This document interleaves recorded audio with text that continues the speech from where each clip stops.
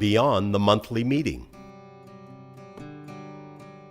I recently went to a parent-teacher conference, and instead of the teacher pushing a piece of paper in front of the parent with data on progress, they already had the team collaboration site up on the smartboard in the classroom and said, let's start with the first IEP objective. She was going to trail the hallway a certain distance. She said, let me show you her progress from August, and she showed her August, and she said, and now in February. And so the parents were able to visually take in at that moment the progress that their child had made. And even though they had had access to the videos all along and had been watching them, when you watch the beginning and you see the now, sometimes the middle can blur it, the progress was phenomenal. And so that's been a really fun thing to see how the teams have taken off with using these team collaboration sites to empower demonstrating competencies on the part of the child. It's been really neat.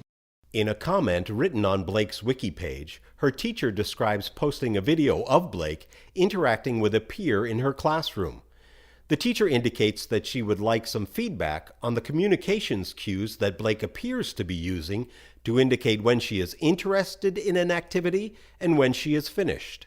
We talked to this new teacher about the site. We invited them to the site. She looked at all the videos on there. She saw the comments on there. And all of a sudden I got a phone call the following Tuesday, and she said, I never dreamed so much information could be in one place. This is going to make it a lot easier.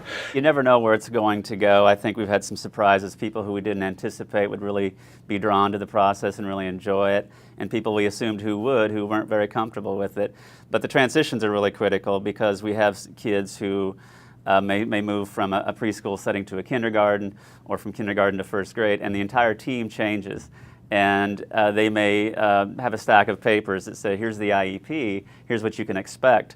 But that really doesn't tell the story. A video is very powerful. They can see the routines that we've been working on, they can see the activities, all the conversation that we've had, all the investment of time and energy, and hopefully a direction and progress, and say, oh, I get that. We've had new teachers that say, oh, but this is fabulous. I did not expect this. So it's very powerful. And the other cool thing that we've been able to do is pull in other professionals across the country when we have needed some extra help. There was a student that we were all sort of in a disagreement about. She was pushing on her eye at certain times of day, and the school team was thinking that she was doing it as like a negative behavior, and they wanted to extinguish the behavior. And through watching the videos, my gut was telling me something different. My gut was telling me that when she was pushing on the corner of her eye, she was doing it when the visual demand was higher to her.